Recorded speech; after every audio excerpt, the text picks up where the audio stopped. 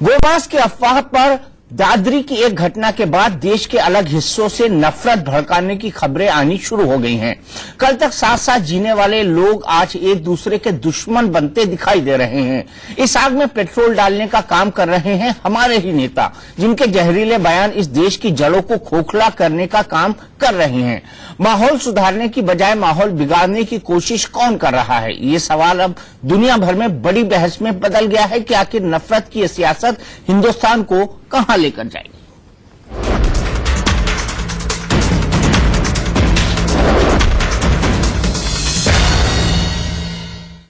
अपने हथियार तैयार रखो, किसी भी वक्त कुछ हो सकता है। आजम खान जो है समाजवादी पार्टी का छुट्टा सांड है। गाय पूजक हम लोग हैं जी, हम गाय पालक है, आप बीजेपी वाला कुत्ता पालक है। गोमांस पर एक बार फिर शुरू हुआ विवाद सारी मर्यादाएं लांघ चुका है। नेताओं के बोल इतने जहरीले हो चुके हैं कि सुनकर लगता है कि जैसे धर्म के नाम पर तीसरा विश्व युद्ध छिड़ गया। बीजेपी सांसद साक्षी महाराज ने तो बाकायदा ऐलान कर दिया है कि नौबत मरने मारने तक आ पहुंची है। अखलाक की हत्या हो गई, इसका मतलब ये मुसलमान मरता है तो आदमी मरता है, हिंदू मरता है तो आदमी नहीं मरता। जंग जैसा पागलपन सिर्फ एक तरफ से नहीं है। अपने अपने वोटरों की सुरक्षा का भार अपने कंधे पर लिए कई नेता यलगार के अंदाज में यही बता रहे हैं कि नौबत आर पार की आ गई है, तैयार रहो। एक अलर्ट और भी जारी हुआ है नागपुर से, और वो ये हुआ है कि अपने हथियार तैयार रखो, किसी भी वक्त कुछ हो सकता है। आज ही मैंने समाचार पत्रों में पढ़ा कि वो पाकिस्तान गए थे और पाकिस्तान 2.5 महीने रहे थे। उसके बाद से उनकी गतिविधियां बदल गई थी। क्या प्रशासन ने कभी ये जानने का प्रयास किया?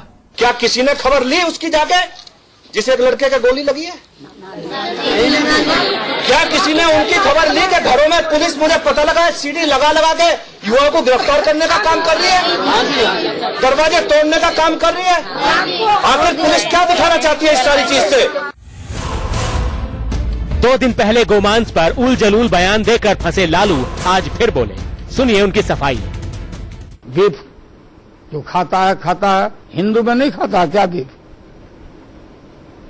जो बाहर जाता है बीफ खा रहा है कि नहीं? हिंदुस्तान में भी तो बीफ खा रहा है। अपने को हिंदू कहने वाला भी तो खा रहा है। जो मांस खाता है उसको गाय और बकरा से क्या फर्क है भाई? ये कोई शैतान आदमी ही है जो इस तरह का बात मेरे मुंह में डाल के चला रहा है। ये शैतान है जो मेरे मुंह में डाल के बात चला रहा है। गाय हमारी पूंजी है, धन्यवाद है। कहाँ गाय के बात बोलो? हाँ बोले, बताओ कोई, लाओ सबूत दिखाओ।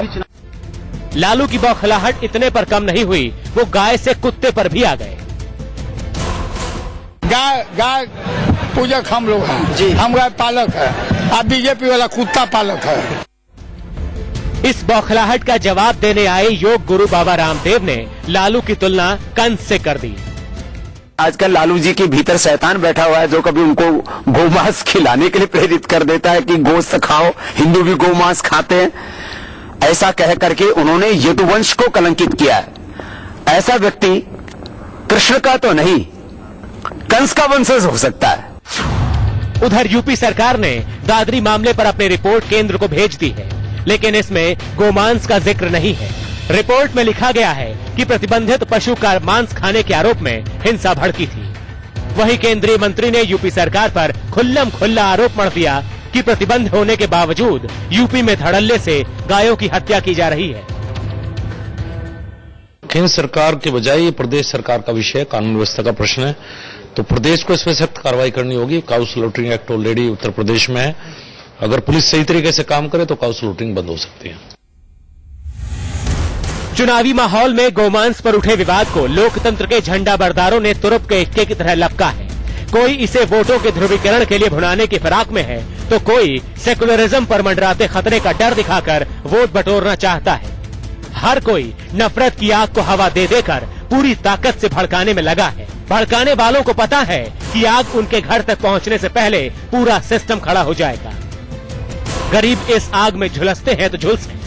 ऐसे में सवाल उठता है कि नफरत की ये सियासत देश को आखिर कहां लेकर जाएगी। आप ऐसा मत करिए कि कानून अपने हाथ में लो। दिल्ली से संजय शर्मा के साथ ब्यूरो रिपोर्ट, इंडिया न्यूज। तो बड़ा सवाल यहां पर यह खड़ा होता है कि आखिर नफरत की राजनीति को कौन आगे बढ़ा रहा है? कौन वो लोग हैं जो इस मसले पर सियासत करना चाहते हैं? क्या सभी राजनीतिक दल या कुछ एक और चंद नेता? लेकिन ऐसा लगता है कि हमाम में सभी नंगे हैं। जिस तरह के बयान आ रहे हैं वो शर्मनाक है, शर्मसार करने वाले हैं। और दादरी के अंदर जो कुछ हुआ वो तो बेहद निंदनीय घटना है, लेकिन उसके बाद उसके फॉलोआउट में जो कुछ हो रहा है उसको भी कम निंदनीय नहीं कहा जा सकता। इसी मुद्दे पर बात करने के लिए हमारे साथ मौजूद हैं बीजेपी के national spokesperson doctor Sambit Patra, Zafar Amin sahab जो कि समाजवादी पार्टी के नेता हैं, डॉक्टर अजय कुमार जो कि कांग्रेस के नेशनल स्पोक्स पर्सन हैं, और मौलाना अंसार रजा साहब। डॉक्टर संबित पात्रा, सबसे पहले मैं ये जानना चाहूंगा, क्या गाय की बात आई तो आप भी मरने मारने पर उतारू हो जाएंगे? नहीं, देखिए, बड़े स्पष्ट शब्दों में मैं वही दोहरा दूं जो कि संजीव बालियान जी ने इंटरव्यू के दौरान कहा है और आज तमाम अखबारों में छपा भी है कि अगर गाय का मांस भी अखलाक के घर में होता तो भी ये किसी का अधिकार नहीं है कि वो अखलाक या उनके परिवार वालों पर आक्रमण करे या उनको मारने का प्रयास करे। कानून का अपना एक दरमिया होता है, कानून का अपना एक बाउंड्री होती है, उसके अंतर्गत आप कानून को इन्फॉर्म करें, मगर ये मरने मारने की बात कतई किसी को स्वीकार नहीं है। नहीं, मेरा बड़ा सीधा सवाल है, साक्षी महाराज किस पार्टी में है? हमारे पार्टी में है। उनका बयान देखा आपने आज? उन्होंने क्या कहा कि गौ माता की बात आएगी तो फिर मरने मारने पर उतारू हो जाएंगे आप। देखिए, साक्षी महाराज जी ने अगर ऐसा कहा है कि मरने मारने पे उतारू हो जाएंगे तो मैं उस बयान को डिफेंड नहीं करूंगा, क्योंकि देखिए वो कोई साधारण व्यक्ति नहीं है, वो सांसद भी हैं। ऐसे में मरने मारने जैसा शब्द उचित नहीं है। मैं साक्षी महाराज के बाकी बयान भी सुना था, उन्होंने कंडेम भी किया है इस इंसिडेंट को और यह भी कहा है कि कोई भी व्यक्ति जो जिम्मेदार है उसको गिरफ्तार किया जाए और उसके खिलाफ केस किया जाए। वहां तक तो हम उनके साथ हैं, मगर अगर ये कहते हैं कि मरने मारने वाली बात तो मैं सहमत नहीं हूं। संगीत सोम? नहीं, संगीत सोम जी ने तो मरने मारने की कहीं बात नहीं कही है। नहीं, संगीत सोम ने कल क्या कहा आपको याद नहीं है क्या? नहीं, संगीत सोम जी के बयान को मैंने सुना है। संगीत सोम जी ने कहा कि ये जो भी घटना हुई है बहुत ही खराब घटना है, इसके खिलाफ जो लोग भी हैं, जो लोग दायी हैं इसके लिए, उनको तुरंत गिरफ्तार किया जाए और केस किया जाए। इससे आगे तो इन्होंने कुछ नहीं कहा है। उन्होंने कहा एक तरफा कार्रवाई हो रही है। नहीं, जहां तक कार्यवाही का सवाल है, देखिए, संगीत सोम हो चाहे महेश शर्मा हो चाहे साक्षी महाराज हो, वो उत्तर प्रदेश के नेता हैं, वहां के विधायक और वहां के सांसद हैं। अगर लोगों ने जाके कहा है कि किसी प्रकार का इनजस्टिस हो रहा है, एक तरफा कार्यवाही हो रही है, तो वो उसको इको कर सकते हैं, कानूनी दायरे में रहकर इको कर सकते हैं, इसमें कोई बुराई नहीं है। अगर लगता है कि कुछ लोगों के साथ अन्याय हो रहा है, अगर उनके चुने हुए प्रतिनिधि ही नहीं कहे तो कौन कहेगा, मगर संयमित शब्दों में कह सकते हैं। संयमित शब्दों में। डॉक्टर अजय कुमार, आपको क्या लगता है, साक्षी महाराज, संगीत सोम, इन तमाम लोगों के बयान, आजम खान, ये संयमित बयान है?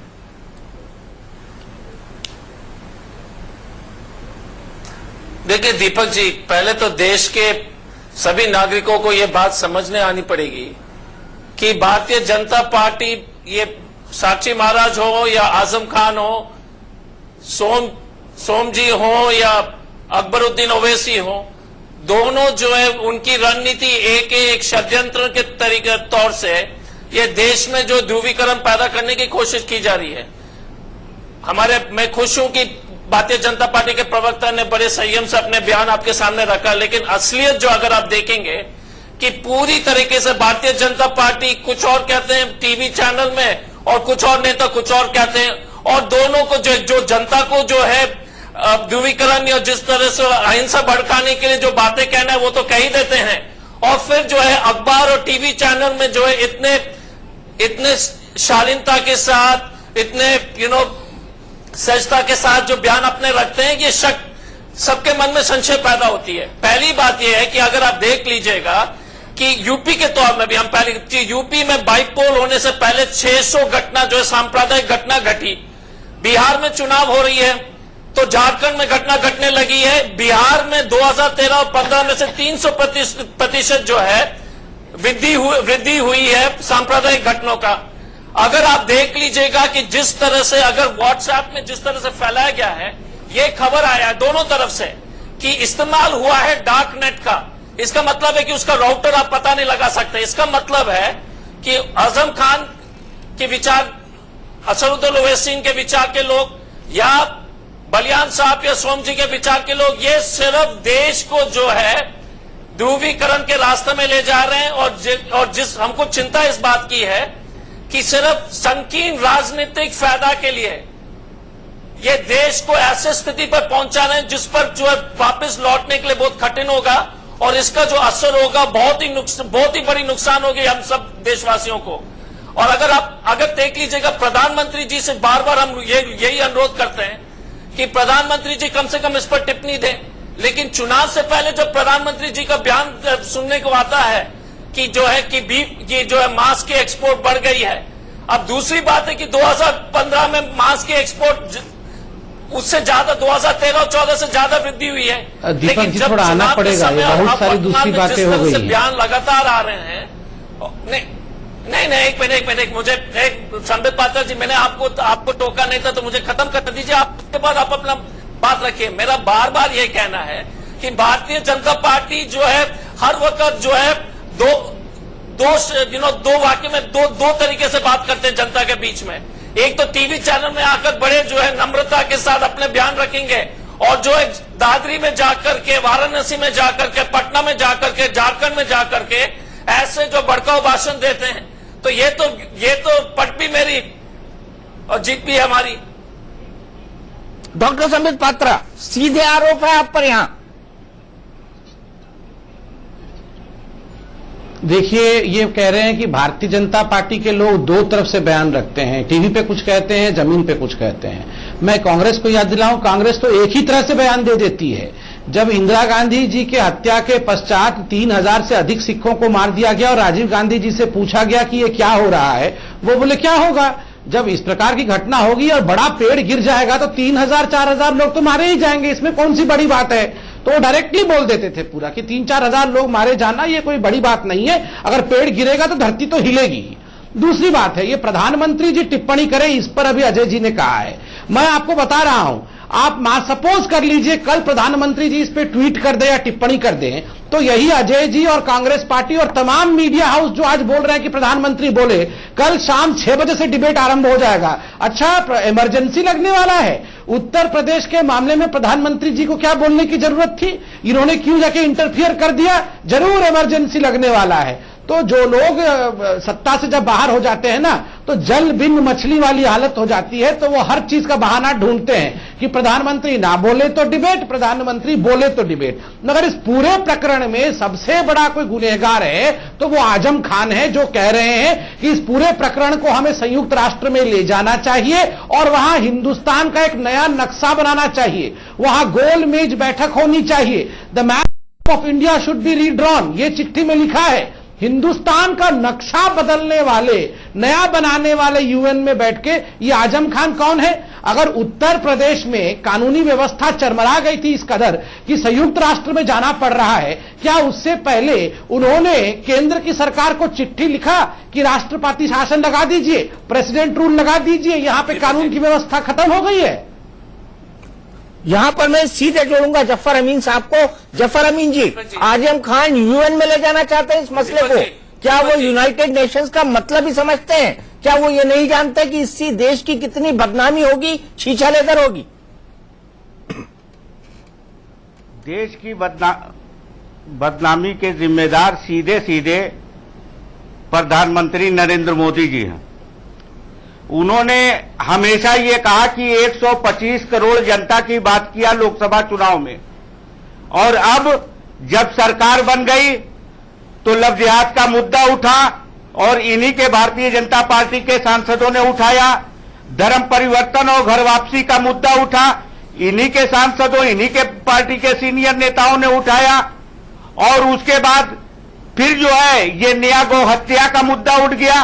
लगातार मुद्दे उठाए जा रहे हैं और अब तो यहां तक हद हो गई है कि दंगा कराने का काम सीधे सीधे भारतीय जनता पार्टी के लोग कर रहे हैं। आज देखिए, जितना भी एक्सपोर्ट का काम है, बीफ एक्सपोर्ट का, जफर अमीन साहब एक मिनट, क्लास पे एक मिनट लोग हैं, एक मिनट जफर अमीन साहब, मुसलमान नहीं है। जफर अमीन साहब जी, एक बात जानना चाहूंगा, समाजवादी पार्टी की सरकार है उत्तर प्रदेश में जी,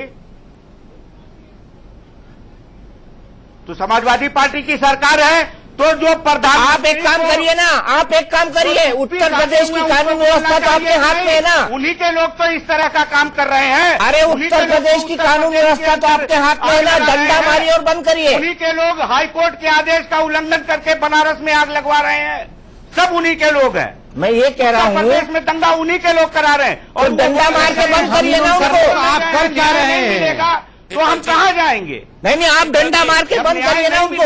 दीपक जी, तो अगर आजम साहब ने ये कहा कि एक चिट्ठी लिख दिया, रोज एक मिनट डॉक्टर अजय कुमार आ रहा हूँ आपसे, बात करते हैं, चले जाएंगे, तब तो नहीं बात होती है। आजम साहब ने यह भी कहा कि कश्मीर से कन्याकुमारी तक कानून बना दिया जाए बीफ पर, तो उसको तो नहीं भारतीय जनता पार्टी के लोग मान रहे हैं। उन्होंने कहा कि 5 स्टार होटलों में आप इंडिया में बोलिए जो बोलना है, संयुक्त राष्ट्र में जाके काहे बोल रहे हैं? नहीं, इंडिया बोलिए ना जो बोलना है। मुंगे बहरे बने हुए हैं, संयुक्त राष्ट्र में बोलेंगे। आपका और नवाज शरीफ में फर्क क्या है? प्रधानमंत्री से ना आप में और नवाज शरीफ में क्या फर्क है, ये बताइए। अच्छा डॉक्टर अजय कुमार जी आइए, आप आइए डॉक्टर अजय कुमार जी। आप बोल रहे हैं प्रधानमंत्री क्यों नहीं बोल रहे हैं? उन्होंने 125 करोड़ जनता की बात किया था, दीपक जी, और 1/5 आबादी। जफर अमीन साहब एक मिनट, जफर अमीन साहब एक मिनट, डॉक्टर अजय कुमार। दीपक जी देखो, दीपक जी दिक्कत क्या हो रही है कि अगर भारतीय जनता पार्टी या समाजवादी पार्टी के आजम खान हो या साक्षी महाराज हो, दोनों के बयान जो है सिर्फ एक ही मकसद है कि पूरे समाज में ध्रुवीकरण पैदा करना। जफर अमीन साहब से हम यही अनुरोध करते हैं कि उनको खंडन करना चाहिए था। आजम खान, एक मिनट, आजम खान साहब एक मिनट मुझे बोलने दीजिए। जफर अमीन साहब, अरे 2 मिनट रुकिए। जफर अमीन साहब, जाफर अमीन साहब एक मिनट रुकिएगा। पहले आजम खान साहब ने जो गैर जिम्मेवार, अरे पहले बोलने दीजिएगा जफर अमीन साहब। आप जब बोल रहे थे तो हम नहीं, एक मिनट पहले मुझे खत्म करने दीजिए, उसके बाद में आपको जो है आपके बात सुनूंगा। मेरा ये कहना है कि जिस गैर जिम्मेवारी से आजम खान जी ने जो ये कहा कि संयुक्त राष्ट्र में ये मामला को उठाना है, वो बहुत ही गलत बात हुई है वहां पर। उसका खंडन हम लोग करते हैं। अगर कोई भी उन्होंने बाकी बातें कुछ सही कही होगी, लेकिन इस तरह का मसले में जिस तरह से देश का जो नाम जो धूमिल करने के लिए उन्होंने काम किया, वो गलत है। और जहां तक बात हुई थी यहां पर भारतीय जनता पार्टी के, मैं बार बार यही कह रहा हूं दीपक जी, दोनों का मंशा यही है कि अपने इलेक्टोरेट से बात कर रहे हैं। और अफसोस की बात है कि फिर देश का क्या होगा। और ये संबित पात्रा जी ने कहा कि वो लोकल सिचुएशन है, लोकल सांसद है, लोकल विधायक है, तो इसी के चलते हुए आप अपने जो वोटर को जो है एक तरफ कह रहे हैं जाके कि और दिग्विजय सिंह ने क्या कहा था कि आप कानून लाइए, सोनिया जी को, राहुल जी को बोलूंगा, देश वाले को बताते कि ना तो दिग्विजय सिंह तो वो भी काहे कूद गए उसमें। और दिग्विजय आप एक चीज बताइए ना संबित पात्रा जी, क्यों गए दादरी? नहीं, आप क्यों गए? संबित पात्रा जी एक चीज बताइए मुझे। इस देश में 25 प्रदेश में जो है काउ स्लॉटर बैन हो चुका है, प्रतिबंधित हो चुका है। तो भारतीय जनता पार्टी क्यों जो है जनता को गुमराह कर रहे हैं कि 29 प्रदेश में से 25 में जो है प्रतिबंधित हो चुका है। लेकिन आपके जो है मोदी जी जो बिहार में है, वो बोलते हैं कि बिहार में प्रतिबंध लगाएंगे। तो भाई साहब बिहार में परेशान क्यों है? प्रतिबंध लगा प्रतिबंध है। तो अरे हमने कहा उसको लागू करेंगे, कानून तो है, लागू ही नहीं हो रहा है। आप परेशान से कानून है, लागू नहीं हो रहा है। डोंगी हिंदू का जो है, हिंदू का रक्षक, डोंगी हिंदू रक्षक मत बनिए। ये देश के बारे में सोचिए।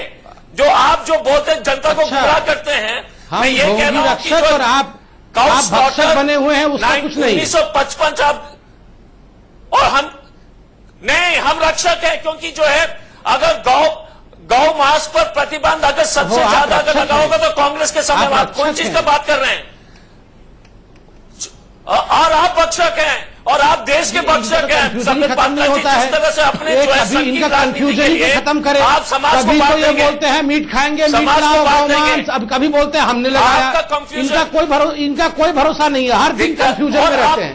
जब से ये हारे हैं चुनाव 44 पे आए हैं, कंफ्यूजन इनके सर चढ़ गया है। निर्यात आप करते परसों तक तो बोल रहे थे कि मीट कौन बैन कर रहा है, क्यों बैन हो रहा है, और आज बोल रहे हमने बैन किया। ये देखते रहते हवा का रुख आपका जो दिमाग का बैलेंस खत्म हो गया। संबित लगता है कि बहुत देर हो गया मुझे खामोश बैठे हुए। 25 मिनट की डिबेट आप लोगों की निकल गई है। तीनों पार्टी नूरा कुश्ती कर रहे हैं। आप लोग दूसरों को भी सुनिए। संबित जी ने बड़ी सफाई से ये कहा और हमें अच्छा लगा कि संबित जी ने कम से कम आज दादरी की घटना का खंडन किया है। ये अलग बात है कि संगीत सोम की बात को उन्होंने नकार दिया। मैं संबित जी से एक बात पूछना चाहता हूं, अगर संगीत सोम की आपने बात नहीं सुनी तो प्राची का बयान तो आपने सुना होगा। उन्होंने कहा कि नहीं अच्छा हुआ उसको मार करके, चूंकि उसने गोश्त खाया था। सच्चाई यह है कि अखलाक के यहां ना तो गोश्त कटा था ना उसने कुछ किया था। जिन लोग, सुन लीजिए पहले संबित जी, देखिए इतनी देर से आप लोग बोल रहे थे, साक्षी महाराज मरने मारने की बात करते हैं, आपने पल्ला झाड़ लिया। साहब उनका पर्सनली बयान है। आखिर ये सब क्या तमाशा है? मुल्क को क्यों बेवकूफ बना रहे हैं आप लोग? हिंदुस्तान का हमारा प्रधानमंत्री पूरी दुनिया में अपना नाम रोशन कर रहा, मुल्क का नाम रोशन कर रहा है। ये उनका नाम डुबा रहे हैं। प्रधानमंत्री ये क्यों नहीं कहते कि आप लोग कोई ऐसी बात मत करिए जिसमें मुल्क में भेदभाव पैदा हो? या तो प्रधानमंत्री डबल गेम खेल रहे हैं मुल्क के साथ कि पीछे से कहते नहीं तुम लोग बोलते रहिए और हम कहते रहेंगे नहीं अच्छा हो रहा है, अच्छा नहीं हो रहा है। आखिर ऐसा क्यों संबित जी? दूसरा, समाजवादी पार्टी के बहुत अच्छे लीडर बैठे हुए हैं। मैं इसका उत्तर दे दूं? एक मिनट सुन लीजिए पहले। समाजवादी पार्टी के लीडर बैठे हैं, उनसे पहले मैं एक सवाल करना चाहता हूं। अच्छा, आजम खान ने जो यूएन को लेटर लिखा है, ये उनकी पार्टी का लेटर है या आजम खान ने पर्सनली लिखा है? इसका जवाब कल से आज तक नहीं दिया गया और आज इनको जवाब ये देना पड़ेगा कि उनकी पर्सनल राय है। अगर पर्सनल राय है तो आजम खान को चुल्लू में डूब के मर जाना चाहिए कि उत्तर प्रदेश में इतना बड़ा हादसा हुआ है, वो यूएन जा रहे हैं, दादरी नहीं जा सके, यूएन जा रहे हैं, वो उनके दुख दर्द नहीं बांट सके, वो यूएन जाने की बात कर रहे हैं। भारत के कानून को कुचल के हिंदुस्तान के संविधान में इतनी ताकत है कि वो दादरी के मर्डर केस को इंसाफ दिला सकता है। हमें यूएन की जरूरत नहीं है। इतना बड़ा मुआवजा नहीं दिया है मौलाना। आप मतलब रुपया देकर के जान लेना चाहते हैं क्या? नहीं दिया है। आप रुपया लेके जान लेना चाहिए और मरवा करके रुपया देंगे क्या? कार्रवाई होगी। आप एक बात तो, आपका बेटा अगर मर जाता, अल्लाह न करे, आपका बेटा अगर मर जाता और केंद्र सरकार 7 करोड़ का ऐलान, 7 लाख का ऐलान करती तब भी आपको यही जवाब होता क्या? ऐसा मत बोलिए। जैसे लोग मोदी की तारीफ करके यूएनओ साहब ऐसा मत बोलिए। तारीफ नहीं कर रहा हूं मैं। आपने ये कहा कि पैसा दे दिया तो उसकी मौत को पैसे में तोड़ रहे हैं आप। कौन सा नाम रोशन हो रहा है? हिंदुस्तान के मुसलमानों का जीना दुश्वार हो गया। कहाँ जीना दुश्वार हो गया? आजम खान और ओवैसी जैसे जहरीले लोग जब तक इस मुल्क में रहेंगे ऐसा ही होगा। अपना वतन बनाया, इसके लिए जान दिया, इसके लिए कुर्बानी दी, हिंदू भाइयों के साथ यूएन जा रहे हैं क्या? हमारे अच्छा एक मिनट मुझे एक ब्रेक लेना है। ब्रेक।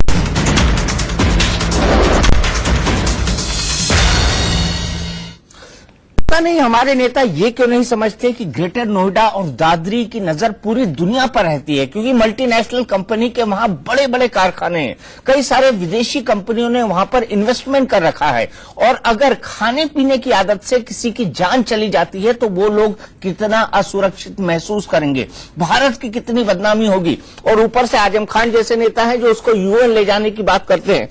आप ये बताइए जफर अमीन साहब, ये आजम खान का व्यक्तिगत स्टेटमेंट है आपकी पार्टी का, जैसा कि मौलाना साहब ने पूछा? देखिए, प्रधानमंत्री नरेंद्र मोदी जी, दीपक चौरसिया साहब, वो विदेश में जाके अपने घर के तमाम लोगों को बुरा कहते हैं, तब वो मसला पूरी दुनिया में नहीं जाता। और एक लेटर लिख दिया आजम साहब ने तो अब पूरी दुनिया में बेइज्जती महसूस हो रही है।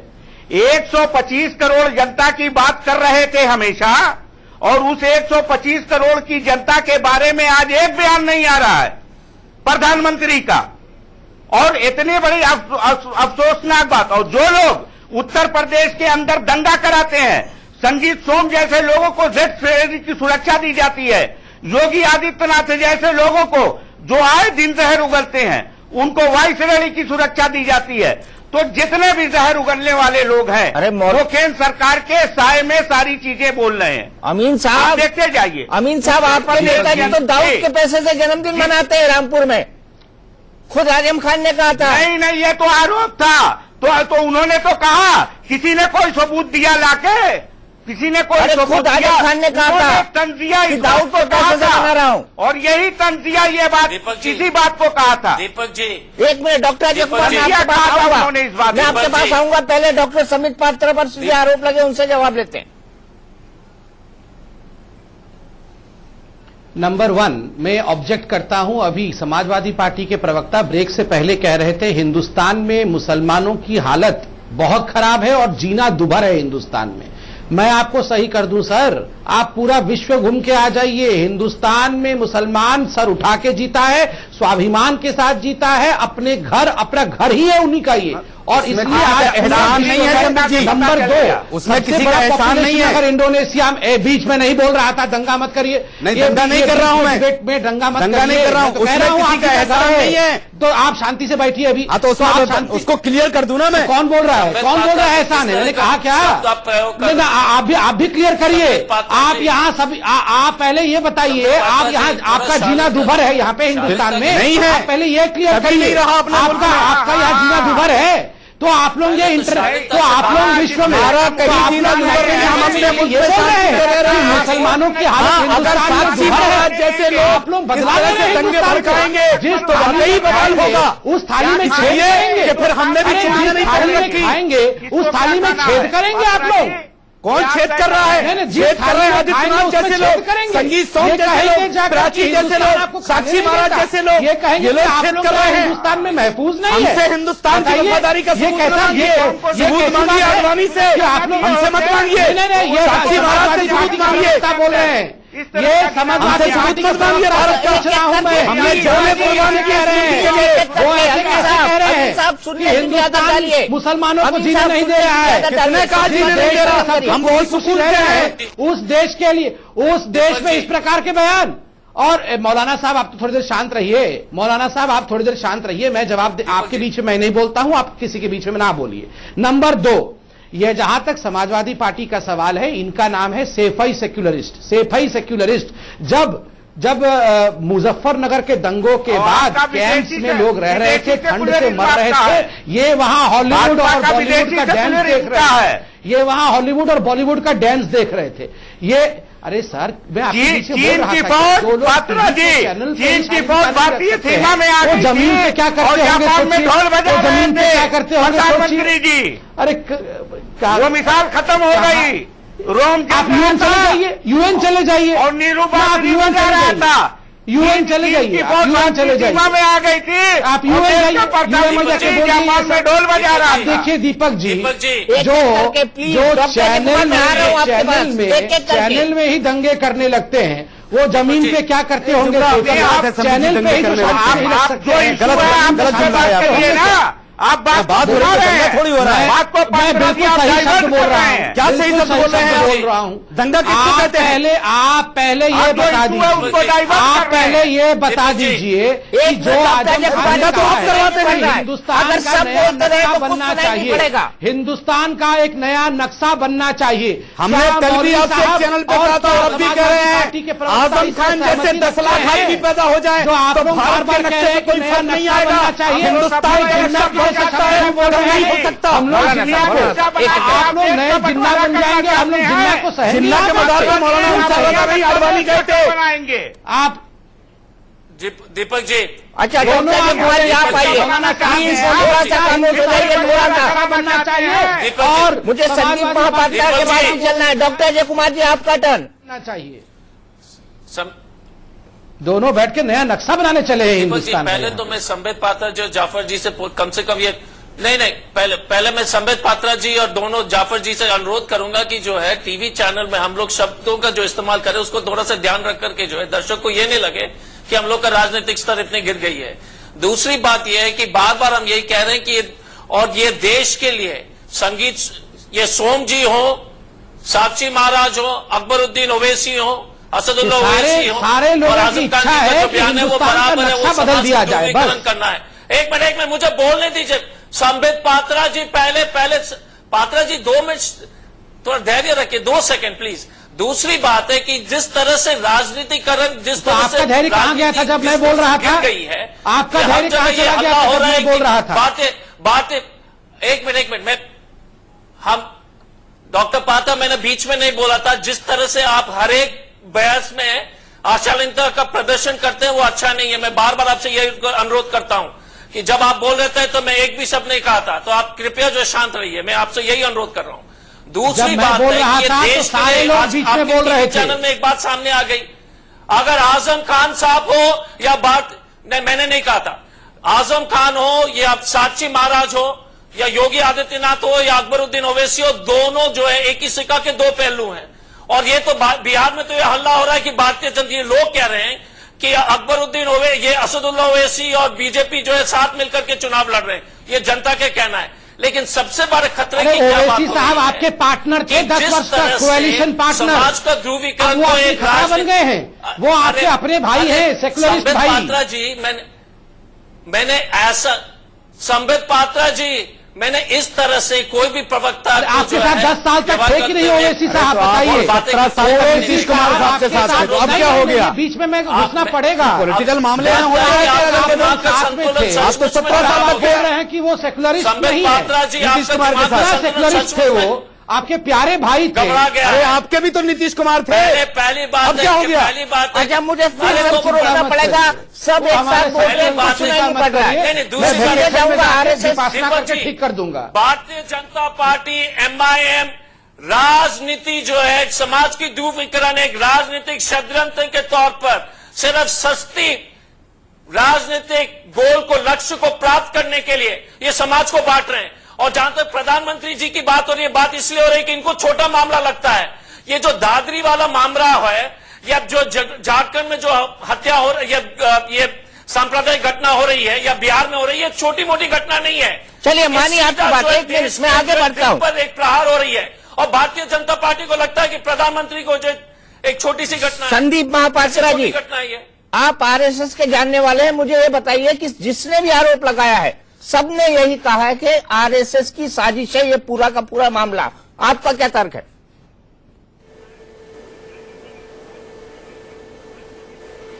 देखिए, ये बात हास्यास्पद है। बिना कुछ किसी सबूत के, बिना किसी एविडेंस के ये कहना कि संघ इसमें इन्वॉल्व है, जो लोग ये कह रहे हैं ना कि अपने आप से वो झूठ बोल रहे हैं, पूरे भारतवर्ष को झूठ बोल रहे हैं।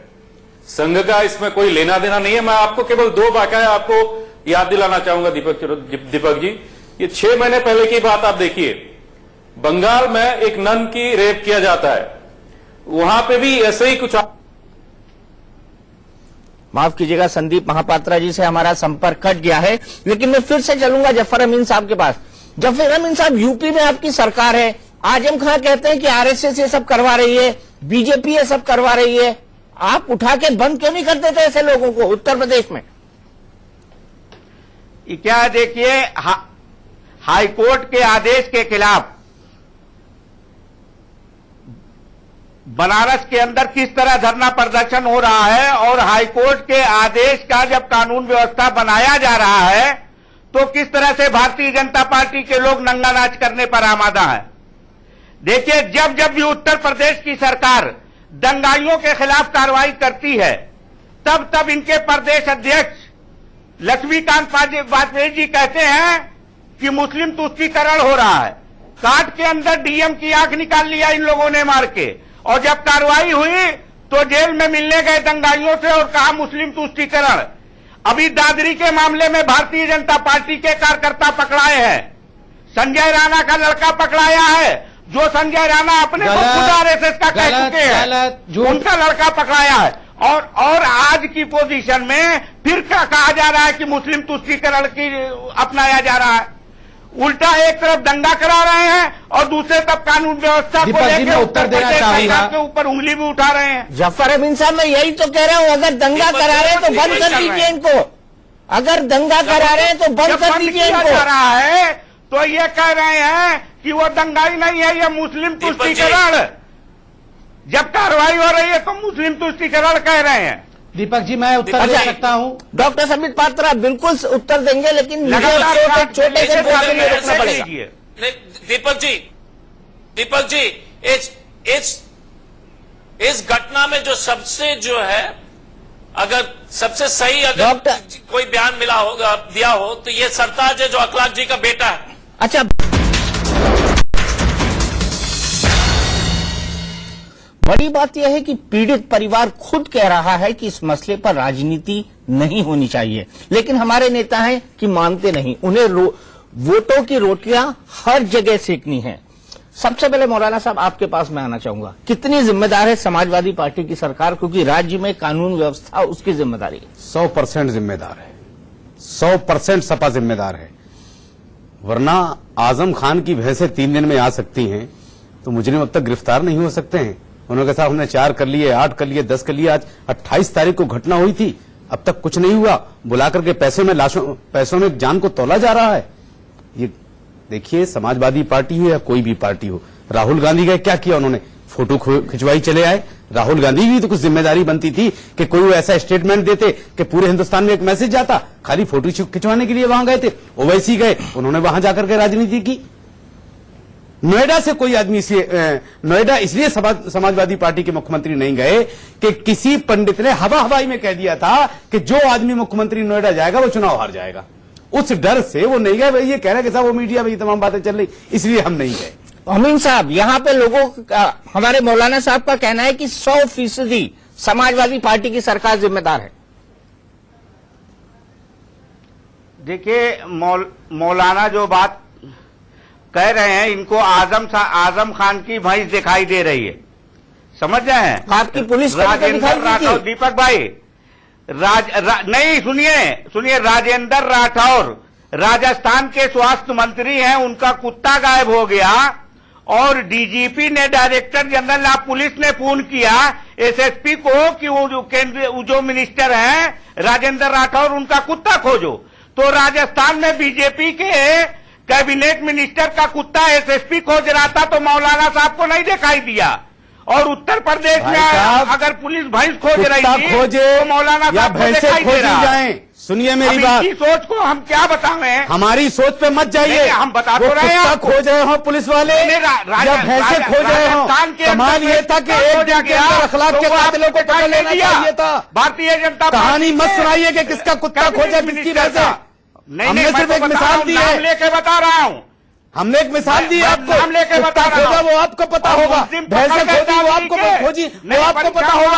आपको मुजरिमों को गिरफ्तार करना चाहिए और इतनी सख्त कार्रवाई होगी। क्या अब तक क्या किया?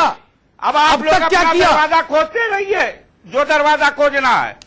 अब तक क्या किया सपा ने? ऐसी कार्रवाई होगी कि उत्तर प्रदेश के अंदर लोग याद रखेंगे। मामूली दर्दनाक घटना नहीं है, इखलाक की हत्या मामूली हत्या नहीं है। अगर अमीन साहब आप ये बात कह रहे हैं तो मैं इस्तकबाल करता हूं आपकी बात का। और जब पूरी दुनिया किसी घटना पे अफसोस करे तो यूएन में ही जाना चाहिए मामला। अमीन साहब, फिर आप यूएन पे आ गए। आप शायद समझते नहीं है कि यूएन में जाने का मतलब क्या है। दीपक जी, यूएन कोई पंचायत नहीं है। यूएन में जाने का मतलब है अपनी नाक कटवाना। दीपक चौरसिया साहब सुनिए, नहीं, दीपक चौरसिया साहब, आजम साहब ने कहा है कि यूएन को हमने लिखा है, लेकिन क्या जरूरत पड़ गई थी यूएन को लिखने की, वो तो बताइए। अच्छा, डॉक्टर अजय कुमार के पास चलते हैं। Doctor Ajay Kumar ji, closing comment आपके।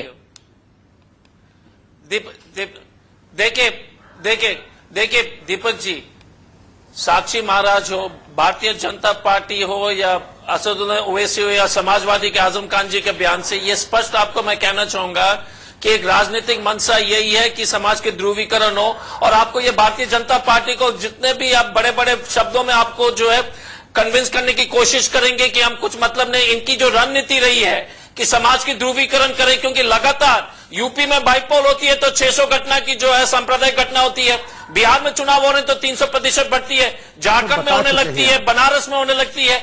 ये जो मॉडल इन्होंने अपनाया है, ये नींव के जो इनकी जो मॉडल है, नींव की सांप्रदायिकता है, जातिवादी का दीवार है और विकास जो है पहुंचा रहा है। प्रधानमंत्री जी बोलते रहेंगे विकास विकास, लेकिन जब भी मौका जो है जनता को गुमराह करने का मौका मिला है तो इसी पर जो है, क्योंकि विकास से कुछ हो नहीं रहा है तो जनता को इसी में जो है कभी जो है इसका बैन उसका बैन, कभी मुसलमान के नाम पर, कभी खाने के मामले पर। ठीक है डॉक्टर अजय कुमार, देश को जो बहुत खतरनाक रास्ते पर ले जा रही है। ठीक है, अफसोस मेरे पास वक्त इतना ही, लेकिन सबसे बड़ा सवाल ये है कि आखिरकार नेता इसे वोट बैंक का सहारा क्यों मान रहे हैं, और साथ ही साथ इस इस सवाल को भी गंभीरता से सोचना होगा कि अगर ये इतना बड़ा मुद्दा है तो केंद्र सरकार इस पर कोई कारगर कानून क्यों नहीं बताती। टुनाइट विद दीपक चौरसिया में इतना ही। इंडिया न्यूज पर खबरों का सिलसिला लगातार जारी।